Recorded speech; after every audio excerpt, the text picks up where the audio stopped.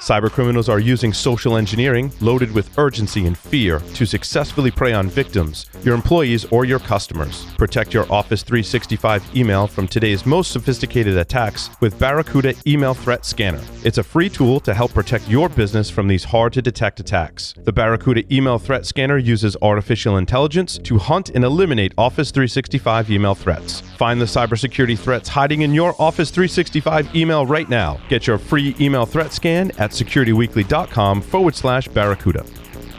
We're proud to announce CISO Stories, a new podcast series in partnership with Cybersecurity Collaborative and Cybereason. CISO Stories features the candid perspectives and experiences of frontline senior security executives and dives deep into timely security topics. CISO Stories is hosted by Todd Fitzgerald, VP of Cybersecurity Strategy at Cybersecurity Collaborative, and Sam Curry, Chief Product and Security Officer at Cybereason. Listen weekly as they speak with extraordinary CISOs by visiting securityweekly.com/CSP.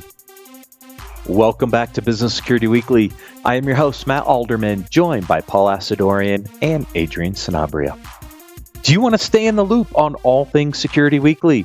Visit securityweekly.com/subscribe to subscribe on your favorite podcast catcher or our YouTube channel. Sign up for our mailing list, join our Discord server, and follow us on our newest live streaming platform, Twitch.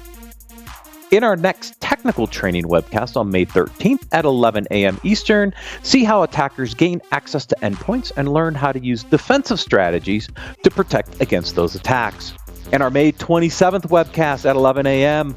Eastern Time, we'll explore the latest attacks against DNS and the latest techniques that make it possible to discover and disrupt those attacks. Visit securityweekly.com/webcast to register now. If you missed any of our previously recorded webcasts or technical trainings, they are available for your viewing pleasure at securityweekly.com/on-demand. All right, on to the leadership and communications articles this week. Adrian, this is your second week in a row of going through my articles. This first article, I love this first article. The security industry is protecting the wrong thing. And the reason I say that is, Paul and I sound like a broken record some days, but I'm like, application, user, data. It's all about the data. And this article basically says, look, you guys are all trying to protect the network. And at the end of the day, it's about data security. Yeah, but you know what? I think part of it is because they're fixing the things that are more visible, more trackable. They have more metrics around and are just easier to check the box on. So they've got a vulnerability management program that's telling them that they've got boxes to check, and when they check those boxes, they feel good. They feel like they've gotten something done. It's tougher to do that with data. DLP tools still, are pretty tough to use and to tune, and it's hard to turn the output of that into something that you can easily check a box on. So I think part of the challenge there is, how do we turn this into a repeatable process, which kind of gets into your second article there, which is mostly about the importance of process improvement.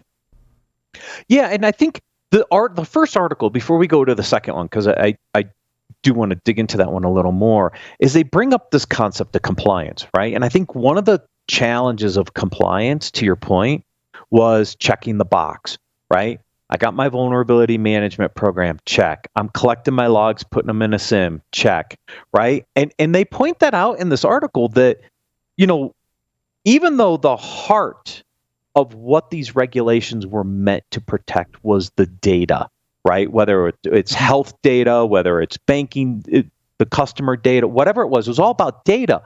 But the way some of the regulations were written or not written, right? Because remember, Sarbanes-Oxley and Gramm-Leach-Bliley and HIPAA didn't get into specificity. So there was like, what should I do? And then things like PCI went to this 12 domain, check off all these hundreds of items and you'll be safe mentality, I think created an interesting challenge around the real premise of what those were meant to do, which was just protect the data.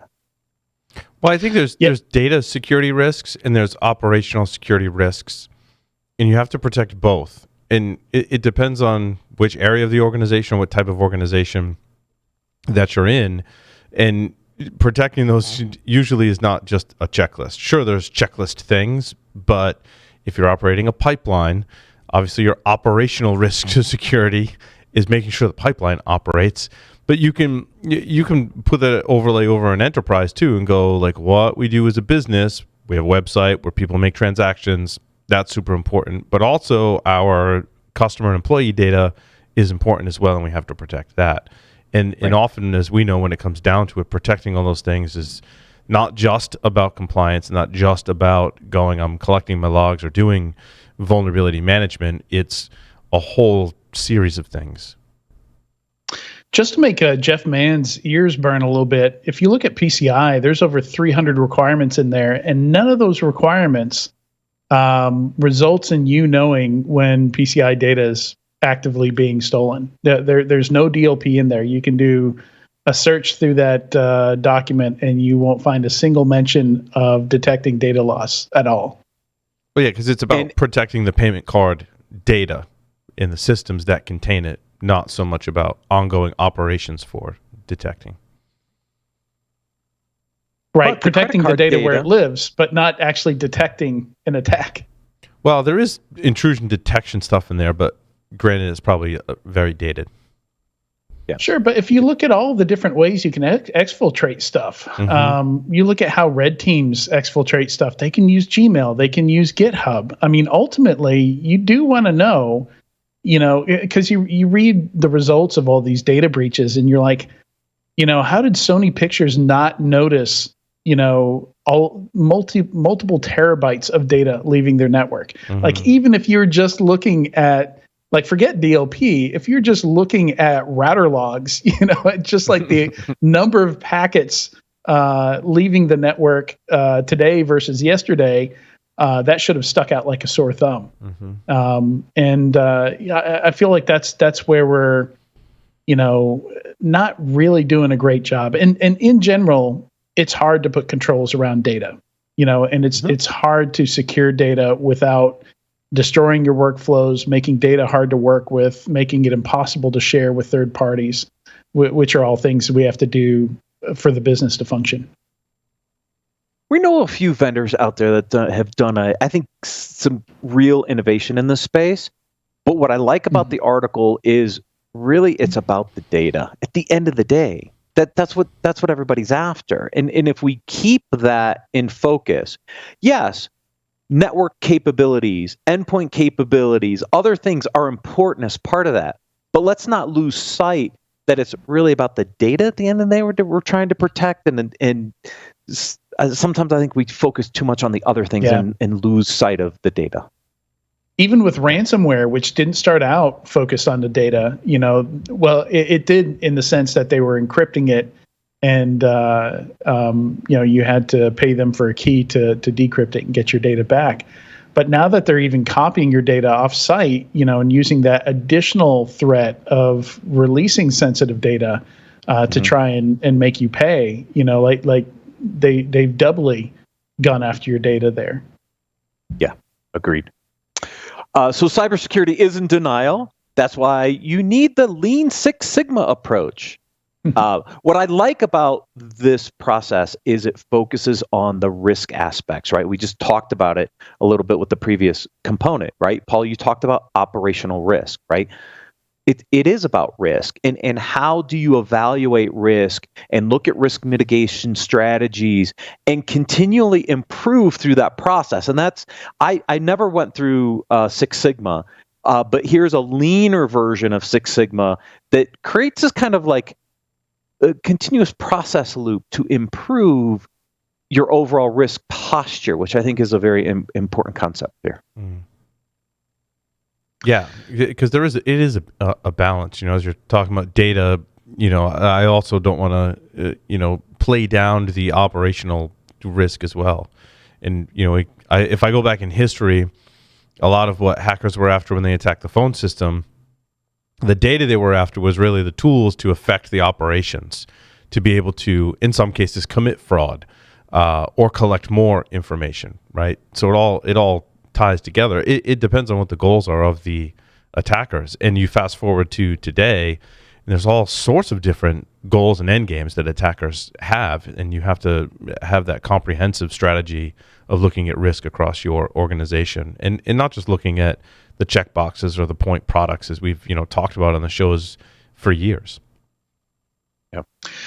Yeah, and I don't know that you have to use Six Sigma here, but I do think it's important that you have some kind of cyclical process, that closes a loop around improving processes, tracking performance, having some way of measuring how you're doing, because a lot of security programs, you still struggle with metrics, still struggle with KPIs, with some way of proving to themselves and others that they're doing a good job, that they're doing some improvement here. It's one reason why I like adversary emulation and breach and attack simulation, however you want to phrase it. Yep. That's an excellent one that I think everybody should find some way to get in there.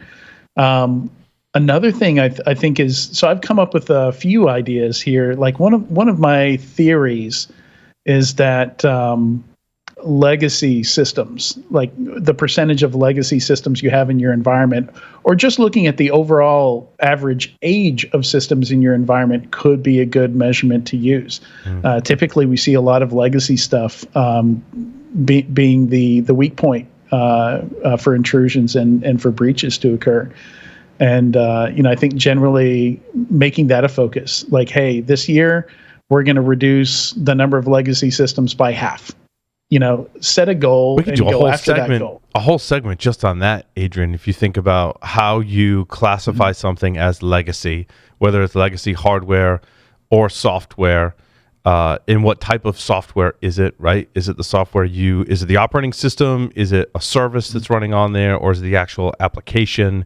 How do you discover what's legacy and what's not, then prioritize what's legacy based on the inherent vulnerability risk, but also the business risks associated with that? I mean, that's a whole segment in and of itself. Yeah, before you can even get to that point, you have to, you're right, have some way of tagging things as legacy in the first place. Or that what I just said assumes you already have an asset database with things tagged as legacy, which is not going to be the case. Right. So there's a lot of work to do there.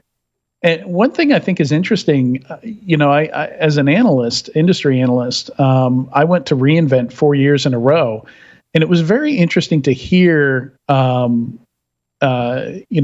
security folks, the AWS security folks, talk about their approach from year to year, because they would set goals. They would use these processes, and they seemed very effective. Where they tell you, this year we're looking to remove 80% of our access to customer systems, because they saw that as a threat. The more engineers they have, that have access to customer data or customer workloads, the more risk to the customers. They would do that. And then, if you've looked at how they adopt open source, one of the first things they do is they think, how much of this can we cut out? Back when the Venom vulnerability came out, which was a remote code execution vulnerability or privilege escalation or a container break. I'm trying to remember exactly what it did, but it was in the floppy controller, in the virtual floppy controller in, what was the hypervisor? Help me out here, Paul. QEMU, or no, what's the other one? X, it was the one that came from Citrix. Oh yeah, I can't. That's Citrix. It's Monday, man. Somebody help me into Discord. But yeah, they used that. But the first thing they did is they were like, you know what? We don't need floppy controllers in EC2. Right. You cut that stuff out of there, and they cut out all the extra attack surface in that open source code. And when that vulnerability hit, Rackspace had to reboot all their customer instances, and AWS didn't. Not just Rackspace. I mean, was the hypervisor? Was that Zen? Yeah. Zen. Okay. Yeah. All right. So my brain's not dead on a Monday. Yeah. Mine is. Thank you. Zen. Next article: 6 recommendations for advancing cybersecurity standard in the C-suite and boardroom and throughout the enterprise. And this ties into some of the things we were just talking about. I think further down in this article, it gets into identifying critical assets, right? And that means you have a baseline of asset discovery and classification to be able to figure out what your critical assets are, right? If you're going to put together a plan, you better have a good starting point. There's a number of things that this article talks about beforehand around educating the board and creating the CEO to CISO relationship, et cetera.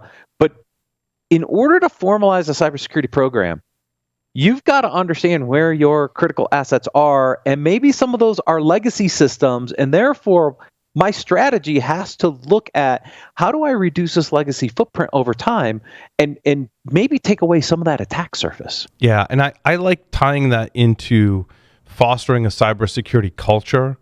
I think in looking at the security posture of organizations for the better part of 20 years, one thing that I truly believe separates the ones that are going to be more resilient to security threats than the other are ones that really reduce their attack surface and really work hard to reduce their technical debt. I also think those two things, put my Jason Albuquerque hat on for a moment, represents like it should be part of the business. It should be good business decisions that drive these security decisions and vice versa.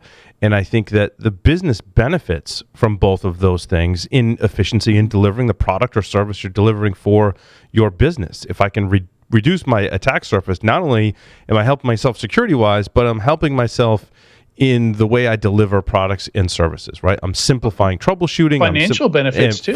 Exactly. There's a lot of benefit to that, to the business and security. Same thing with technical debt.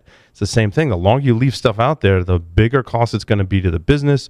Also, the sooner you can push in new technology and move out the old, the better you're going to be as a business in keeping ahead of your competition, delivering better service to your customers. Mm-hmm. And that's a great example of how you should be talking to the board about it is, hey, this isn't just a security concern. There's Right. benefits far beyond just security here. Yeah, of course. And that's why that last one with the BISO role, the Business Information Security Officer, is that crossover between security and the business, right? Now, in some organizations, I think the CISO can do that themselves. But as an organization gets bigger and you think about some of the very large companies, having somebody that is kind of that business liaison with the security organization would be key to make sure that those financial benefits and the business benefits are actually articulated at the C-suite and the board as well. Yeah, and depending on the size, I think BISOs are a great idea. Even if you're not ready for BISOs, if there's security leads within, different parts of the business, it's a great idea to identify opportunities where you can have people kind of be evangelists and kind of wave that security flag a bit. Yeah. This next article kind of ties into that a little bit because I don't think CISOs can do everything. And so CyNet came out with the CISO challenge to test around 25 different scenarios.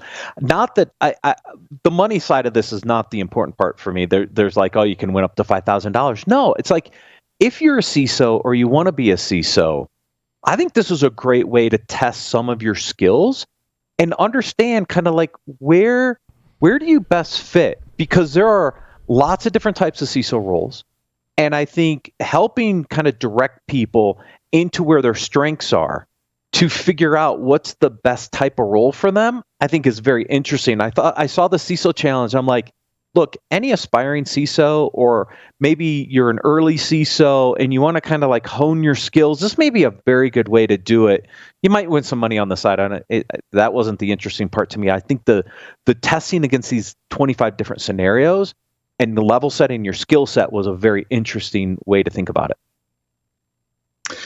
I can't remember if we covered it here or in ESW, but there was a story a few weeks ago. I think it was somebody from Netscope was talking about how we don't have skills shortages necessarily. It's more we have hiring problems. So I think understanding how to identify the skill sets that are important for these different roles, is something where we still have some room to grow there and learn. Yeah, agreed.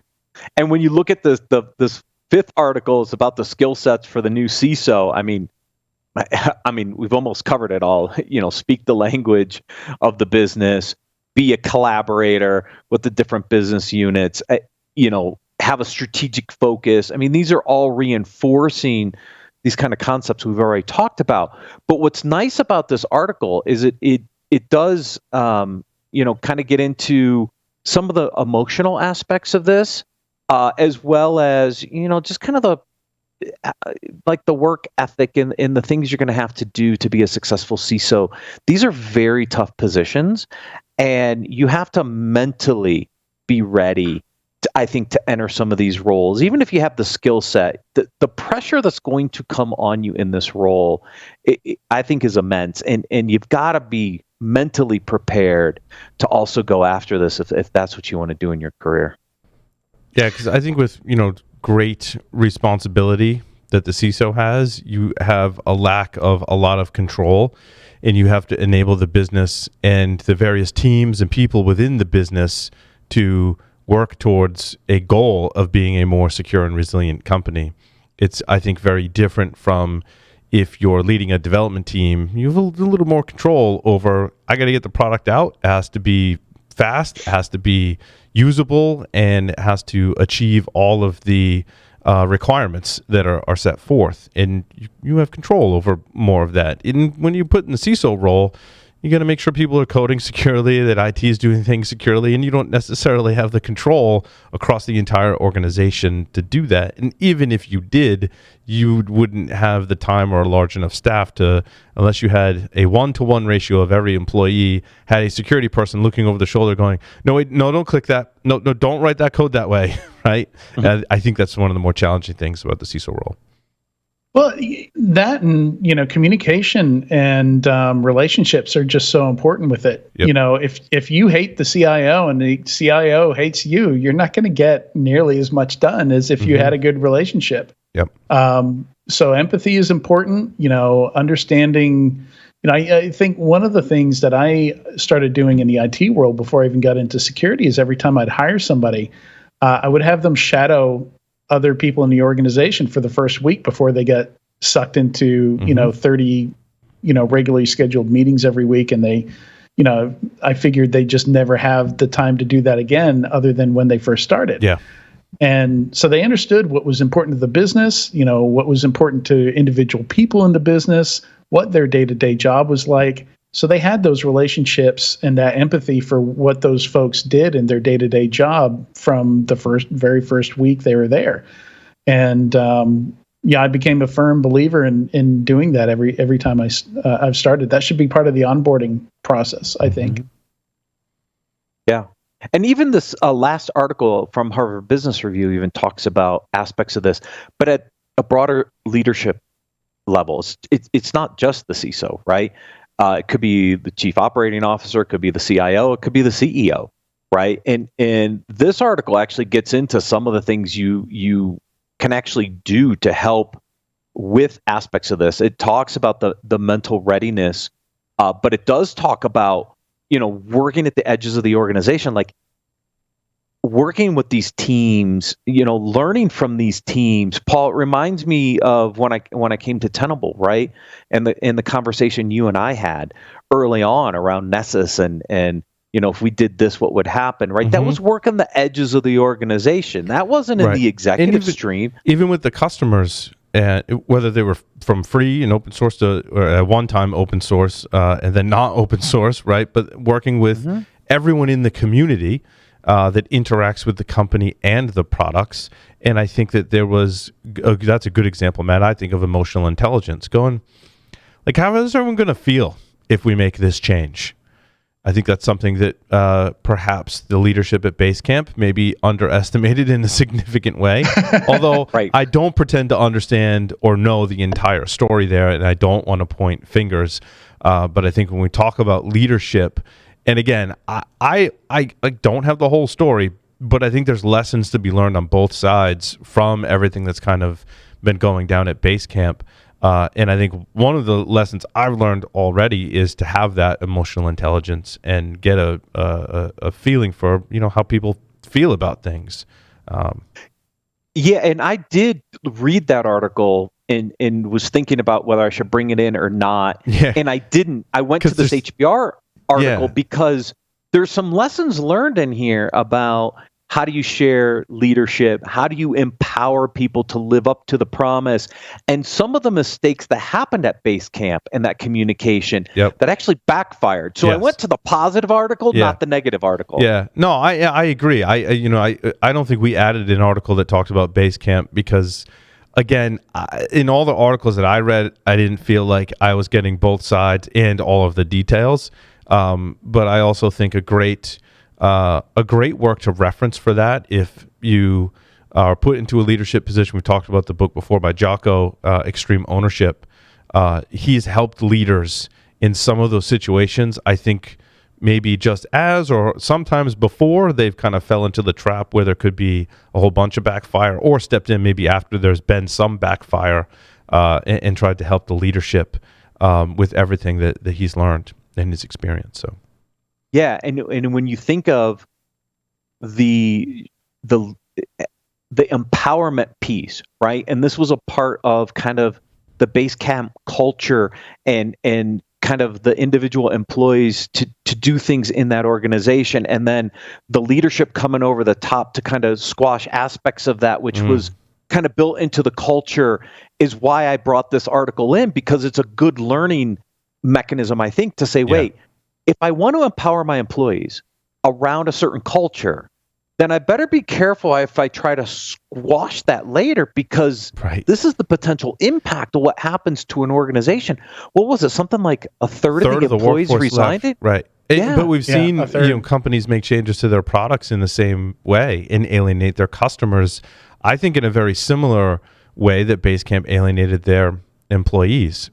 I won't name names, but certainly there's a wireless speaker manufacturer that made a decision to not support legacy products and alienated a lot of their loyal customers as well. So, and Basecamp has always been, that company that's not afraid to break a few eggs with their approach.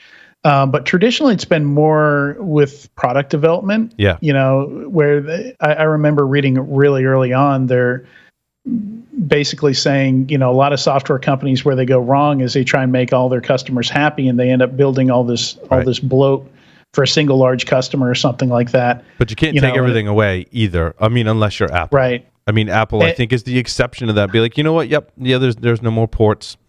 There's no ports. None. The next one will come out, there'll be no ports. People will complain, but then everyone will buy it.